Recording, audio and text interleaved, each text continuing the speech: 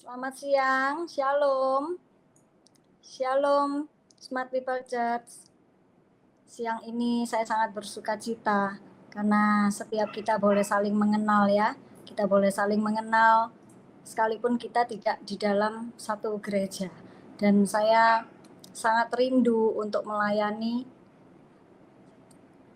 setiap apa yang Tuhan inginkan yang harus saya lakukan. Dan biarlah setiap kita boleh sama-sama berdoa. Mari kita bersatu dalam doa. Terima kasih ya Tuhan, jikalau setiap kami boleh Engkau pertemukan kembali ya Tuhan. Sekalipun mungkin kami hanya di dalam ibadah online ini ya Tuhan. Tapi biarlah setiap kami boleh saling men-sharingkan firman Tuhan. Kami boleh mau terus belajar ya Tuhan, apa yang sesuai dengan kehendak Tuhan. Sehingga kita mampu melakukan apa yang Engkau kehendaki di dalam kehidupan kami sehari-hari. Terima kasih ya Tuhan, bekali setiap kami, pimpin setiap kami, Engkau yang berdaulat ya Bapa. Biarlah melalui kata-kata yang sederhana ini ya Tuhan, Engkau bekerja ya Tuhan, agar supaya setiap kami boleh mendengarkan, boleh mengerti, dan boleh melakukan apa yang Engkau firmankan pada siang hari ini. Terima kasih ya Bapa, di dalam nama Tuhan Yesus Kristus kami sudah berdoa. Haleluya, amin. Ya, sekali lagi Shalom. Pada siang hari ini saya ingin membagikan satu renungan firman Tuhan, yang mana saya merasa bahwa sebagai orang Kristen, setiap kita ini sekalipun mungkin kita ada yang baru 1 tahun, mungkin ada yang 5 tahun, 10, 20, 50, bahkan sampai 60 tahun. Banyak sekali orang Kristen yang masih tidak mengerti apa yang Tuhan kehendaki. Ya, karena mungkin mereka hanya 1 minggu sekali ke gereja, atau mungkin mereka belum masuk di dalam pelayanan. Tapi biarlah setiap kita boleh menggali kembali. Pada siang hari ini saya beri tema firman Tuhan ini adalah more. Kenapa harus more? Yaitu karena kita harus terus belajar. Kita di dalam keseharian kehidupan kita bukan hanya mengerti firman Tuhan, tapi kita harus terus-menerus mengupdate diri kita agar supaya diri kita boleh terus hidup di dalam rancangan Tuhan, sehingga kita mengetahui apa yang menjadi kehendak Tuhan, apa yang harus kita lakukan. Ya, more, tema kali ini more artinya adalah more ini artinya lebih ya. Nah, bisa artinya lebih, bisa artinya lagi, bisa artinya yang lainnya, atau lebih banyak lagi. Memang kita sebagai anak Tuhan, sekalipun kita berbeda gereja dan kita tidak saling mengenal, biarlah kita diingatkan kembali agar supaya kita harus lebih banyak lagi untuk mempelajari firman Tuhan, sehingga kita menjadi satu pribadi yang kokoh dan kuat. Sehingga ketika badai menimpa setiap kita menjadi satu pribadi yang tidak akan tergoyahkan. Ya, seperti kita tahu, orang Kristen ada 2 macam ya. Jadi saudara pernah dengar Kristen KTP ya. Kristen KTP itu apa? Arti dari Kristen KTP adalah Kristen tanpa pertobatan. Ya, Kristen tanpa pertobatan, Kristen tanpa pelayanan, dan Kristen tanpa pertumbuhan. Biasanya kan kita kalau guyon-guyon ya, bergurau itu kita selalu mengatakan, wah kamu ini Kristen KTP. Nah, sekarang hari ini kita mengerti apa sebenarnya singkatan dari Kristen KTP itu. Dan biarlah setiap kita tidak akan menjadi seperti Kristen KTP ini ya, karena ada satu lagi Kristen otentik. Kristen otentik ini berbicara soal apa? Kristen yang asli. Apa itu Kristen yang asli? Kristen yang berbalikan dengan Kristen KTP. Kalau Kristen KTP, Kristen tanpa pertobatan, kita Kristen otentik adalah Kristen yang rindu pertobatan. Kalau Kristen KTP adalah Kristen yang tanpa pelayanan, kita adalah Kristen yang rindu pelayanan. Begitu juga apabila Kristen KTP, Kristen tanpa pertumbuhan, maka kita adalah Kristen yang rindu pertumbuhan. Sebagian dari kita, pastinya kita akan memilih dan menjadi orang yang benar-benar Kristen autentik ya.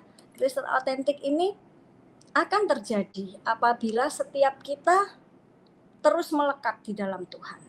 Saudara tidak bisa berjalan bersama Tuhan kalau saudara sendiri tidak memahami siapa diri kita sebenarnya. Nah, sama-sama kita buka Kejadian 1 ayat 28. Kita sama-sama baca ya.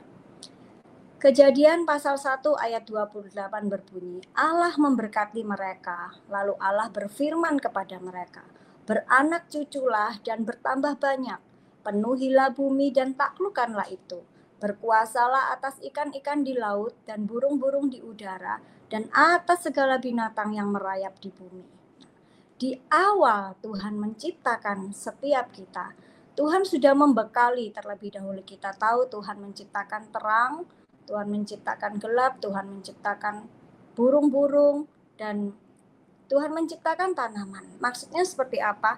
Di awal Tuhan sudah menunjukkan atributnya, bahwa Tuhan itu adalah Tuhan yang generous. Tuhan itu adalah Tuhan yang penuh dengan kemurahan hati. Tuhan yang murah hati menciptakan setiap kita sebagai ciptaan yang terakhir, agar supaya kita sudah menerima semua yang disediakan Tuhan. Tuhan sudah cukupkan di awal. Nah, di sini dikatakan Allah memberkati mereka, lalu Allah berfirman, beranak cuculah. Dan sebenarnya kalau kita boleh menggali lagi, di awal Tuhan sudah memberikan 5 mandat kepada kita sebagai manusia. Ya. 1, beranak cuculah. 2, bertambah banyak. 3, penuhilah bumi dan taklukkanlah itu. Yang kelima, berpuasa. Yang pertama, beranak cuculah dan bertambah banyak itu adalah satu hal yang berbeda. Beranak cuculah berarti dari keturunan kita beranak cuculah. Berarti ke bawah ya. Nah, Inggrisnya bahasanya kan fruitful. Berbeda dengan bertambah banyak. Bertambah banyak, Inggrisnya di sini dikatakan multiply. Berarti bertambah banyak, ke samping. Kita menginjili, nah itu berarti bertambah banyak. Nah, yang ketiga, penuhilah bumi. Fill the earth. Jadi kita harus membawa jiwa-jiwa untuk datang kepada Tuhan. Yang keempat, taklukkanlah itu, subdue it. Yang kelima, berkuasalah, reign over it. Nah, 5 mandat ini sudah diberikan oleh Tuhan di awal kita diciptakan. Kalau 5 mandat Allah sudah diberikan kepada manusia, berarti itu Tuhan mempercayai kita sebagai manusia untuk memimpin. Semua yang dipunyai Allah itu diberikan kepada manusia. Bahkan isi hati Tuhan itu diberikan kepada setiap kita. Kita tahu manusia pertama adalah Adam. Adam diberi wewenang sebagai imam. Apa itu imam? Imam adalah seseorang yang dipercayai untuk menjadi seorang pemimpin. Tapi kita tahu bahwa di perjalanannya Adam gagal untuk melakukan apa yang sudah dimandatkan oleh Tuhan. Karena kita tahu Adam jatuh di dalam dosa. Imam bukan sebuah jabatan. Sama seperti kalau kita mengerti gembala itu juga bukan sebuah jabatan. Tapi itu sebuah anugerah yang diberikan oleh Tuhan kepada setiap kita. Karena kita sangat dipercaya oleh Tuhan untuk memimpin, untuk menjadikan apa yang menjadi isi hati Tuhan boleh ada di dalam setiap kita. Karena itu seorang gembala kalau tidak panggilan pasti tidak bisa melayani dengan baik. Sekalipun kita ini adalah manusia yang tidak sempurna ya tentunya. Nah, imam, siapakah imam itu? Imam adalah setiap kita. Imam tidak berbicara soal Adam yang hanya seorang laki-laki. Seorang suami adalah imam. Nah, tapi imam ini adalah siapa? Seorang istri, seorang ibu juga imam. Anak-anak juga imam. Jadi masing-masing pribadi yang mau melakukan mandat Tuhan itu adalah dikatakan imam. Kita tahu apa yang dilakukan oleh Adam. Sebenarnya kalau kita flashback kembali cerita tentang Adam dan Hawa ya, sehingga kita sampai hari ini kita harus bekerja, yang wanita kita melahirkan dengan sakit, kita tahu bahwa itu adalah yang diizinkan Tuhan untuk setiap kita karena dosa yang telah dilakukan Adam. Sebenarnya yang kita tahu di banyak cerita, mulai dari sekolah minggu sampai kita dewasa, kita taunya bahwa Tuhan Allah ini marah kepada manusia pertama yaitu Adam karena Adam dan Hawa memakan buah apa saudara? Buah apel, bukan ya? Itu hanya gambaran ya kan. Nah, memakan buah perbuatan baik dan perbuatan jahat. Nah, sebenarnya kalau saya pelajari terus-menerus, sebenarnya kalau kita mau menggali kembali firman Tuhan, Tuhan tidak marah mengenai apa yang dia makan, apa yang mereka makan, tapi Tuhan sedih, Tuhan kecewa karena apa yang dikatakan oleh Tuhan ini tidak dilakukan, tidak taat, keluar dari zonanya Tuhan, ya, bandel gitu ya. Nah, kalau kita menggali lagi firman Tuhan, kita akan menemukan sebenarnya yang Tuhan marah itu bukan karena dia memakan buah baik dan jahat. Kalau kita baca kembali Kejadian 1 pasal 1 sampai Kejadian 1 ayat 28, bahkan satu pasal Kejadian itu kita bisa melihat bahwa Tuhan marah kepada mereka ini karena apa, saudara? Karena waktu Adam ditanya, Adam, apa yang kamu lakukan? Kamu sudah melakukan ini gitu ya, melakukan dosa. Adam itu tidak mengaku, saudara. Adam menunjuk siapa? Hawa yang melakukan. Dan ketika Tuhan menanyakan sendiri kepada Hawa, Hawa juga tidak mengakui. Hawa mengatakan siapa yang berdosa? Ular. Seperti itu, tanpa kita sadar, kita pun demikian. Di saat kita melakukan dosa, di saat kita melakukan sesuatu yang bersalah, kita tidak langsung mengakui kepada Tuhan bahwa kita ini salah. Kita sering menunjuk orang lain, bahkan kita sering menyembunyikan segala macam, padahal kita tahu kita bersalah. Oleh karena itu setiap kita benar-benar harus kembali kepada Tuhan. Biarlah pada siang hari ini kita diingatkan untuk kita boleh belajar kembali. Nah, di saat Tuhan gagal memberikan semuanya kepada Adam, dirasakan gagal ya, Tuhan pasti kecewa.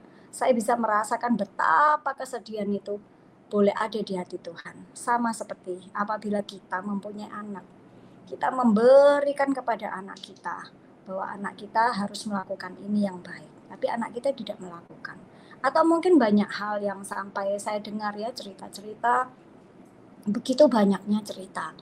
Ada yang sampai anak disekolahkan di luar negeri, pulang tidak menghasilkan apa-apa, bukan menghasilkan uang yang orang tuanya mau bahwa anak ini bergaul dengan baik, tapi apa yang dirasakan orang tuanya ketika pulang, orang tua pasti tidak akan menuntut seorang anak harus A sampai Z ya. Orang tua yang baik pasti menuntut asal anaknya baik-baik saja pulang, pasti orang tua sudah senang. Tapi apa yang dipikirkan orang tuanya berbeda. Anaknya bertambah nakal, anaknya foya-foya. Nah, orang tuanya sedih ya. Nah, pada waktu saya mendengarkan cerita demi cerita, saya bisa mengetahui bahwa betapa sedihnya Tuhan ketika rencana yang Tuhan berikan kepada Adam ini gagal.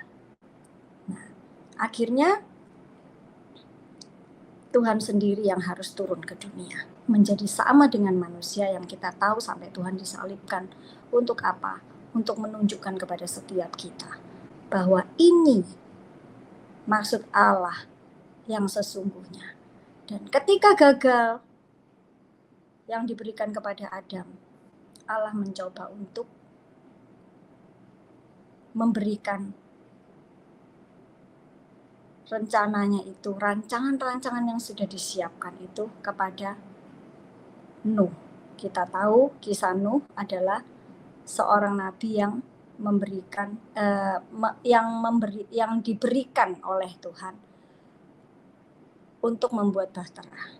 Dan kita tahu ceritanya bahwa untuk membuat bahtera itu sangat konyol ya. Kita tahu ceritanya bahwa Nuh ditertawai oleh banyak orang, tapi Nuh membuat keputusan bahwa Nuh tetap membuat bahtera. Dan bahtera yang kita tahu yang dibuat Nuh adalah bahtera yang besar, bahtera yang bisa menyelamatkan keluarganya, yang bisa menyelamatkan binatang-binatang bahkan. Nah, kita tahu dari awal kisah Kejadian 1 ayat 28, Tuhan berbicara soal apa, saudara? Soal keluarga. Untuk membuat bahtera Nuh pun untuk menyelamatkan keluarga. Mungkin setiap kita ini bukan hamba Tuhan, bukan seorang gembala. Mungkin kita tidak pelayanan saat ini, tapi ketahuilah bahwa kita punya satu keluarga. Dan bagi Tuhan, keluarga itu bukan hanya sesuatu yang biasa.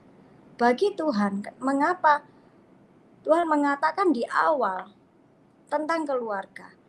Karena bagi Tuhan, sebuah keluarga itu adalah detak jantung dari Tuhan sendiri. Nah, yang kita tahu pembuat bahtera adalah Nuh ya, yang sudah viral kemana-mana ya dari sekolah minggu. Tapi tanpa kita sadar, ada satu orang, yaitu Yokebed. Siapakah Yokebed ini? Yokebed ini adalah istri Amram. Siapakah Amram ini? Kita tahu Amram ini adalah ayah dari Nabi Musa.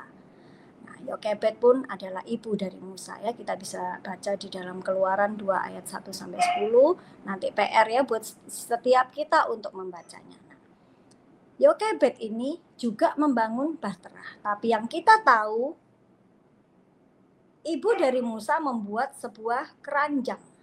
Tapi di bahasa Ibrani ini dikatakan keranjang ini bukan sebuah keranjang, tapi sebuah bahtera. Nah, kita tahu cerita Musa.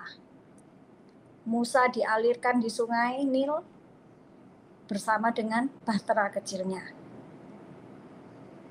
Hanya seorang Musa yang diselamatkan, seorang bayi. Tapi apa yang kita lihat, saudara, sampai hari ini, yang kita lihat dari kejadian itu, Musa ini dikenal oleh banyak bangsa lainnya. Nabi Musa ini merupakan umat kesayangan Tuhan juga. Dan dia benar-benar bisa membawa bangsa Israel untuk keluar dari Mesir, menuju ke tanah perjanjian. Dari seorang bayi yang diselamatkan oleh seorang istri. Nah, kita kembali lagi. Dari awal kita sudah dijadikan Tuhan imam. Kita ini dipercayai oleh Tuhan dengan luar biasa. Satu anugerah yang terindah. Kita belajar dari Yokebed. Seorang istri tidak bisa mengatakan seperti ini. Kalau suamimu belum menerima Tuhan, kita tidak patut dan tidak layak untuk mengatakan, loh, suami saya belum melakukan apa-apa kok. Lalu kita ikut-ikut juga, kita tidak taat kepada Tuhan. Atau mungkin suami kita lebih rendah pendapatannya ya, setiap bulan kita lebih tinggi. Lalu kita menghina suami kita mengatakan, loh, dia aja nggak berbuat apa-apa. Kenapa saya harus menyelesaikan segala masalah itu? Harusnya kan suami. Nah, seperti itu. Nah, di dalam sebuah keluarga, kita tidak layak dan tidak patut untuk melakukan itu. Bahkan untuk mengata-ngatakannya pun sebaiknya kita tidak perlu mengatakan itu. Karena Tuhan mengajarkan yang disebut imam itu bukan hanya seorang pria, bukan hanya seorang suami. Bahkan istri dan anak-anak masing-masing pribadi. Apabila anak mempunyai orang tua yang tidak sesuai dengan bayangan seorang anak, mungkin kita terlahir dari keluarga yang sederhana, bahkan mungkin kita terlahir dari keluarga yang porak-poranda. Seorang anak bisa menyelamatkan keluarganya karena Tuhan memberikan wewenang itu, memberikan mandat yang Tuhan inginkan untuk kita jalankan itu. Anak-anak bisa menjadi penopang bagi keluarga, baik laki-laki maupun perempuan. Karena Tuhan sendiri sudah memberikan satu kenyataan yang tidak bisa kita bantah. Ada Nuh yang membuat bahtera, ada Yokebed yang membuat bahtera kecil, tapi menyelamatkan banyak bangsa yang mengenal sampai hari-hari ini, selalu kita mendengarkan di dalam firman Tuhan ya, para gembala, para hamba Tuhan mengatakan bahwa selalu disebut gitu. Musa ini namanya kalau misalnya kita dengarkan lagi ya di TikTok atau di apa, oh itu sudah sangat viral sekali ya kisah ini gitu. Nah, atribut-atribut ini yang sudah diberikan Tuhan kepada setiap kita, hendaknya kita pegang. Saudara bisa mengatakan pada diri kita sendiri, baik yang suami, saya adalah imam. Istri, saya adalah imam. Anak-anak, saya adalah imam Tuhan. Dan saya mau dipakai oleh Tuhan secara luar biasa.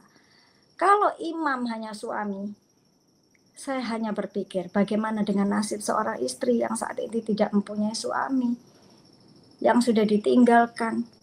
Masakan seorang istri tidak bisa berbuat apa-apa? Tidak, saudara. Tuhan sangat mengerti. Tuhan itu mengerti tetes air mata kita. Biarlah pada siang hari ini kita diubahkan bahwa seorang istri pun imam, sehingga kita boleh berbuat segala sesuatu yang menunjukkan atribut Tuhan, bahwa Tuhan adalah pencipta yang murah hati, dan aku pasti dilindungi oleh Tuhan. Aku pasti diberikan satu kewenangan yang besar yang aku mampu melakukannya. Nah, untuk selanjutnya kita diingatkan kembali apa yang kita belajar dari Yokebed. Ada dua hal yang kita harus belajar dari Yokebed. Kita harus berpartisipasi dalam rencana terbaik Tuhan. Berpartisipasi berarti kita mau klik dengan Tuhan. Kita mau benar-benar berjalan di dalam rancangan terbaik Tuhan. Meskipun bagi kita mungkin tidak sesuai rancangan yang diberikan Tuhan itu. Karena kita tidak tahu belakangnya seperti apa. Tapi percayalah, ketika kita berpartisipasi dalam rancangan terbaik Tuhan, pasti di ujung akhir perjalanan hidup kita, kita akan mengerti. Oh, seperti ini Tuhan. Nah, yang kedua apa? Lepas dan biarkan Tuhan bekerja. Kalau kita mengalami satu keluarga yang tidak baik, mengalami satu keluarga yang kekurangan, kita harus bisa mengatakan kepada Tuhan, pikiran-pikiran kita, kekhawatiran kita, kita lepas semuanya. Biarkan Tuhan yang bekerja untuk setiap kita. Mau ya saudara, kita belajar dari kisah Yokebed ini ya. Kebetulan Yokebed ini adalah seorang wanita. Nah, pada siang hari ini saya membahas wanita ya. Lain kali mungkin yang suami-suami ya akan ada saatnya kembali. Nah, kita akan baca di dalam Matius pasal 28 ayat 18 sampai 20. Matius 28 ayat 18. Mendekati mereka dan berkata, "Kepadaku telah diberikan segala kuasa di surga dan di bumi." Ayat 19. Karena itu pergilah, jadikanlah semua bangsa muridku, dan baptislah mereka dalam nama Bapa, Anak, dan Roh Kudus. Yang ke-20, dan ajarlah mereka melakukan segala sesuatu yang telah kuperintahkan kepadamu. Dan ketahuilah aku menyertai kamu senantiasa sampai akhir zaman. Itu janji Tuhan ya. Yesus mendekati mereka dan berkata, "Kepadaku telah diberikan segala kuasa di surga dan di bumi." Kita melakukan semua rencana Tuhan itu bukan hanya di surga. Karena itu Tuhan mengatakan di kitab Matius pasal 28 ini, telah diberikan segala kuasa di surga dan di bumi.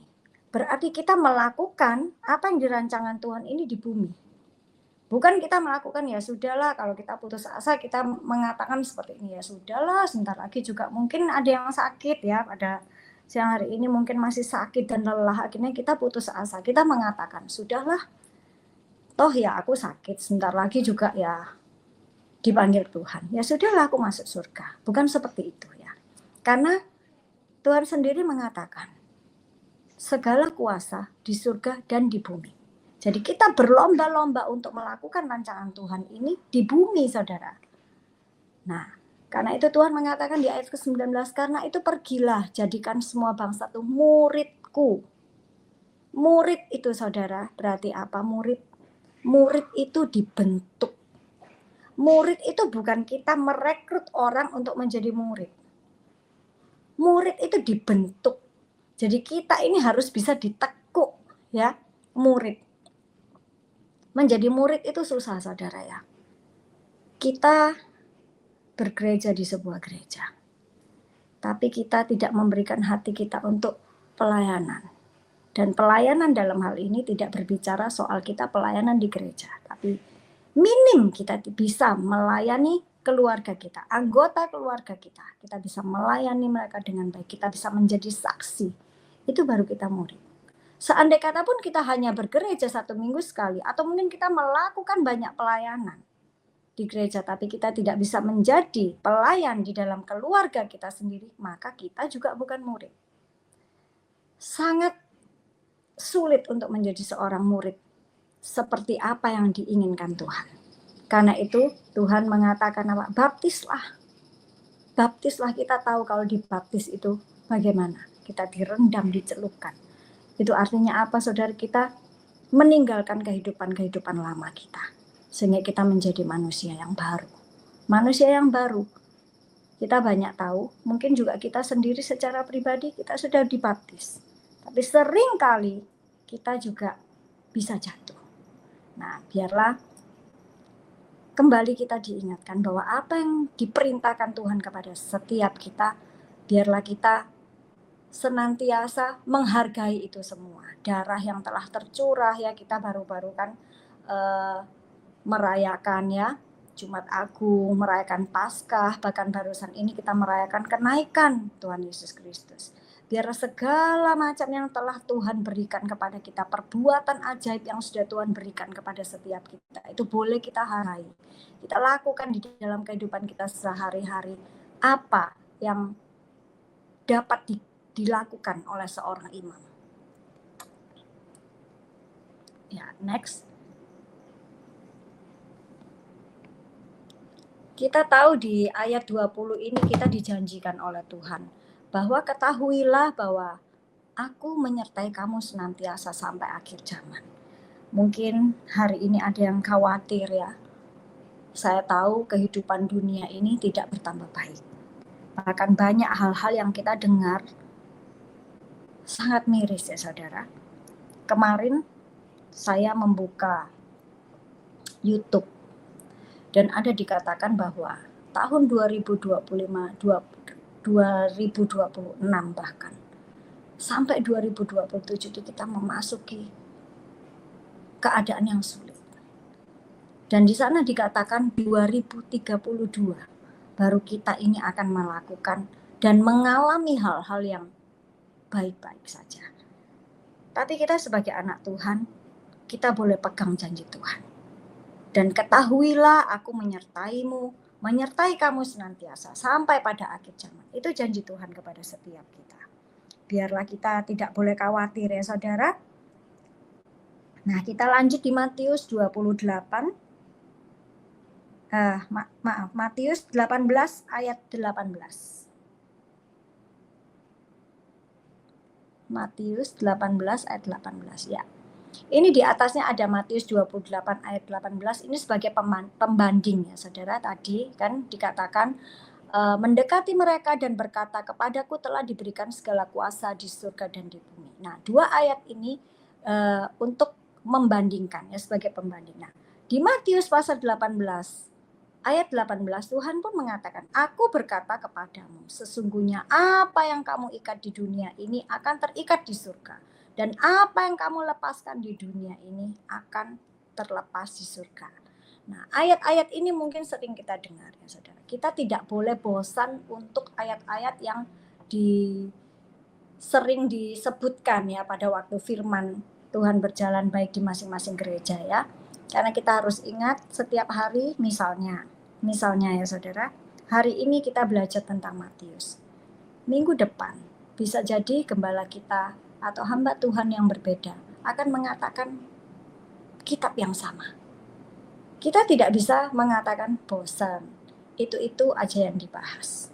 Karena kita tahu setiap ayat-ayat yang ada di firman Tuhan ini sangat kaya sekali dengan janji-janji Tuhan. Sangat kaya sekali dengan perkataan-perkataan Tuhan.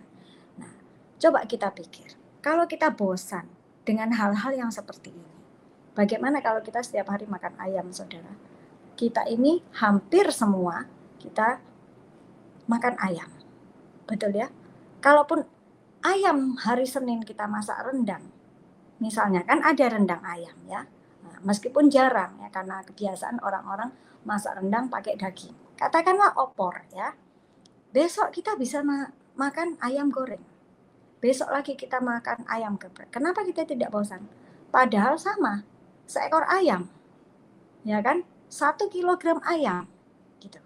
Demikian juga dengan daging, bahkan yang lainnya. Sama. Seperti firman Tuhan. Kenapa kita harus bosan? Kalau hari ini kita dikatakan kitab Matius.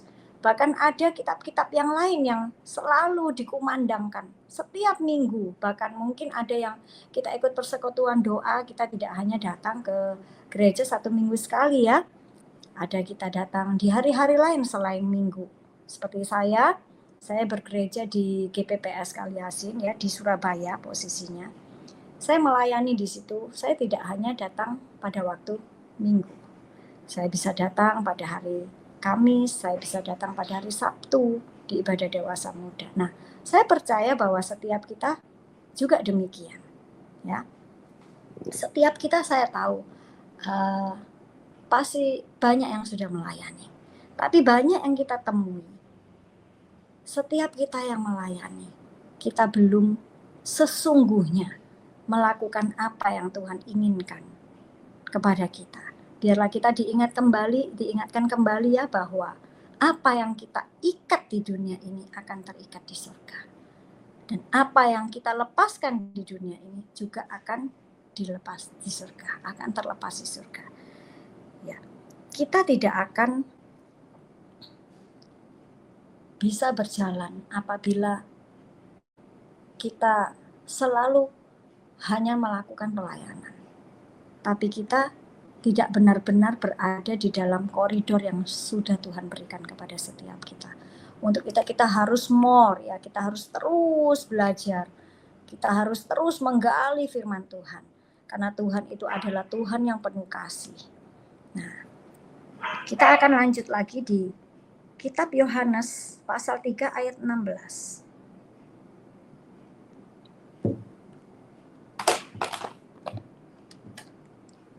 Yohanes pasal 3 ayat 16 kita sudah tidak asing lagi ya. Bahkan mungkin di antara kita semua sudah hafal ya. Nah, kita sudah tidak usah membaca lagi ya. Kita sudah hafal ya dan kita tahu isinya apa. Nah, yang akan dibahas pada siang hari ini, kita tidak bisa menjadi seorang murid kalau kita tidak mempunyai kasih. Seperti yang Tuhan berikan kepada kita. Kita tahu begitu besar kasih Allah kepada Tuhan. Sehingga diberikannya anaknya kepada setiap kita. Betul? Karena itu Tuhan pun mengingatkan kepada setiap kita bahwa kita masing-masing keluarga harus penuh dengan kasih ya. Kita lanjut di Matius 133 pasal 1 ayat 2. Kita agak banyak membaca ayat ya kali ini ya, enggak apa-apa ya. Kita terus mau belajar ya. Matius 133 ayat 2. Ya. Nyanyian Syara Daud, sungguh alangkah baiknya dan indahnya apabila saudara-saudara seiman diam bersama dan rukun dengan rukun ya saudara. Nyanyian Syara Daud ini sering kita nyanyikan. Bahkan kita dari sekolah minggu ya, kita dari remaja kita sudah kenal lagu ini. Ya kan, bahkan intro-intronya kita mungkin hafal gitu ya. Kalau intro dijalankan gitu di sebuah gereja, pasti kita ingat, oh ini lagunya, seperti ini gitu ya. Sungguh alangkah baiknya, sungguh alangkah indahnya, bila saudara seiman atau saudara semua hidup rukun bersama. Nah, bersama ini mengatakan apa? Sama, saudara. saya dan saudara-saudari semua sama. Kalau DNA-nya kita adalah DNA dari Tuhan Yesus Kristus, dari Allah sendiri, maka kita harus sama.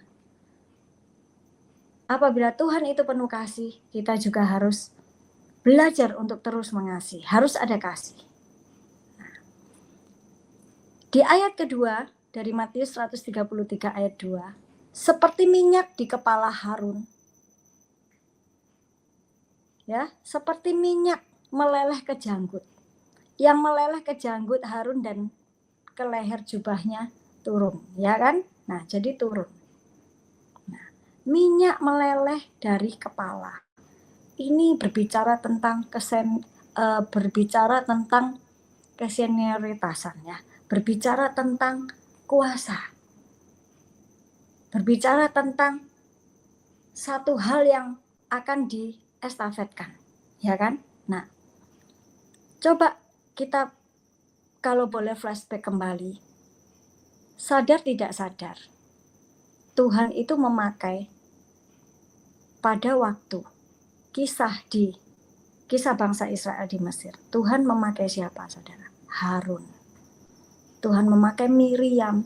Tuhan memakai Musa. Semuanya itu tanpa kita sadari itu satu keluarga. Mereka bersaudara. Nah, Tuhan mengingatkan kembali bahwa di kisah ini Tuhan Yesus sudah membayarnya semua di salibnya. Kepala yang berduri, mahkota berduri, sudah Tuhan lakukan. Ya, pada waktu disalibkan Tuhan memakai mahkota duri hingga berdarah-darah. Kita tahu itu.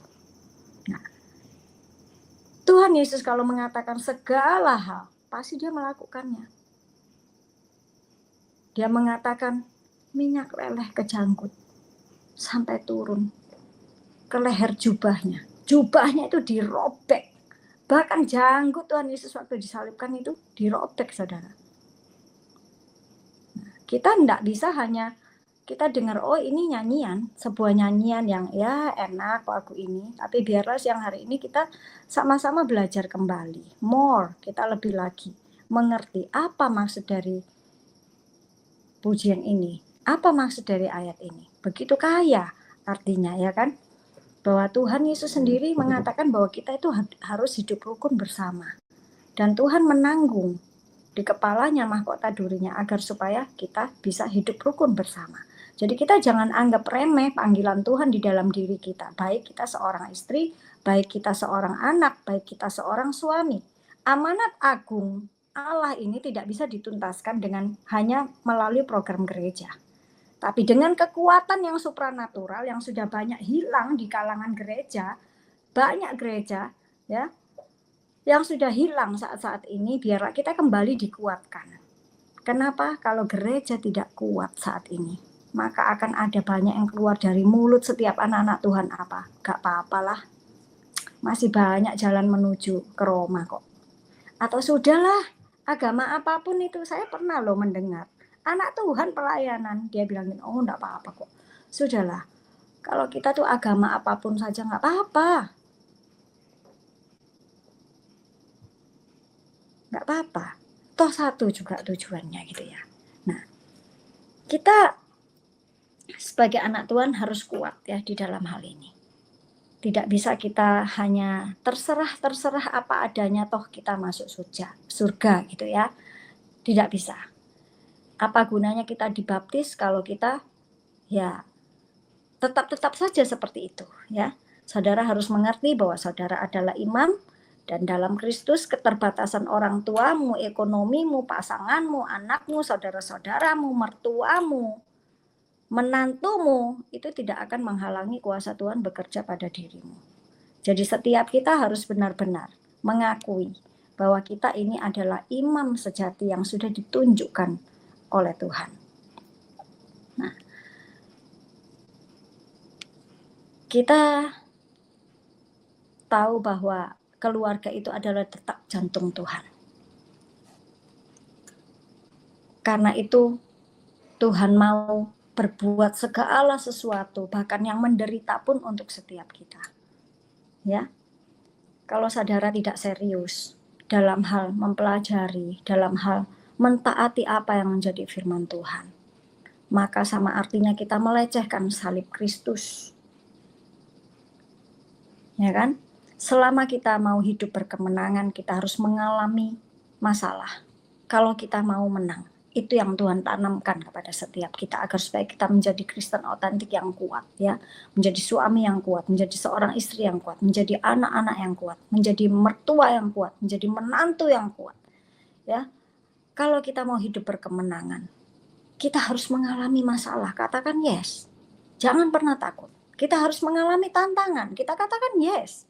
Yang ketika kita mengalami tetesan air mata, yes. Kenapa? Karena Kristus sudah diam di dalam setiap kita. Dan kita tahu hidup kita bukan hidup kita lagi, tapi pemiliknya adalah Tuhan Yesus Kristus, agar supaya kita hidup berkemenangan. Kita tahu pelajaran tentang bangsa Lewi. Bangsa Lewi adalah satu bangsa yang tidak boleh perang. Ya, dia tidak boleh berperang. Sedangkan ke-11 bangsa lainnya harus berperang. Hanya bangsa Lewi. Tugasnya bangsa Lewi apa? Mempersembahkan sesuatu kepada Tuhan di rumah Tuhan. Tugasnya hanya taat. Tapi jikalau kita pelajari kembali, bangsa Lewi adalah satu-satunya bangsa yang menerima warisan dari apa yang tidak diperjuangkan. 11 bangsa berperang. Tugas bangsa Lewi taat kepada Tuhan. Tapi dialah yang menerima warisan dari Tuhan. Sama seperti kita. Kita taat kepada Tuhan. Kita melakukan apa yang menjadi rencana Tuhan di dalam setiap kehidupan kita. Kita mulai bangkit bahwa kita adalah imam sejati. Kita melakukan mandat yang Tuhan berikan kepada setiap kita. Maka saudara tahu, kita akan menerima warisan kerajaan Allah. Yang sampai orang-orang akan mengatakan, loh kok kamu bisa? Padahal kamu tuh gak sekaya aku. Loh kamu kok bisa? Kamu melakukan ini semua. Kamu loh tidak serajin aku kerjanya. Saya kerja pagi sampai malam, lembur lagi sampai subuh. Tapi mengapa hidupmu baik-baik saja? Itulah jikalau kita bisa melakukan mandat Tuhan yang sudah Tuhan berikan. Kita akan menjadi seperti bangsa Lewi. Sampai orang-orang terheran-heran untuk melihat setiap kehidupan kita. Biarlah pada siang hari ini kita boleh belajar terus untuk semakin taat dan semakin lebih lagi belajar apa yang diinginkan Tuhan. Amin. Mari sama-sama kita berdoa. Terima kasih ya Bapa, setiap kami sudah mendengarkan apa yang menjadi pribadi-Mu inginkan kepada setiap kami ya Tuhan. Kami tahu ya Bapa, kuasa kami terbatas ya Tuhan. Tapi kami punya Allah dengan kuasa yang tak terbatas. Mampukan setiap kami ya Tuhan. Pulihkan kehidupan setiap kami ya Tuhan. Agar supaya kehidupan kami ya Tuhan boleh menjadi imam-imam yang sejati. Mulai hari ini ya Tuhan, kami mau terus ya Bapa berpadankan pada firman Tuhan. Kami mau terus memeluk Engkau ya Tuhan, menjadikan Engkau Allah yang berdaulat dan memimpin dalam setiap kehidupan kita. Terima kasih ya Bapa, berikan kami kekuatan, berikan kami kemampuan ya Bapa, untuk boleh kami menjalankan semuanya ya Tuhan, di dalam kehidupan setiap kami. Apabila di tengah-tengah kami merasakan kelelahan, ingatkan kepada setiap kami, bahwa ada Allah ya Tuhan yang terus menyertai setiap kami. Terima kasih ya Bapa, terima kasih ya Tuhan, untuk seluruh jemaat Smart People Church. Kami terus mendoakan ya Bapa, agar supaya setiap apa yang dilakukan oleh setiap mereka, Engkau buat berhasil ya Tuhan. Engkau menjadikan seluruh jemaat Smart People Church menjadi tonggak gereja yang kuat ya Tuhan. Terima kasih ya Bapa, jadikan kami menjadi orang yang benar di hadapan Tuhan. Sehingga banyak berkat-berkat-Mu ya Tuhan turun atas kami sampai anak cucu kami. Terima kasih ya Bapa, di dalam nama Tuhan Yesus kami sudah berdoa. Haleluya, sama-sama katakan amin.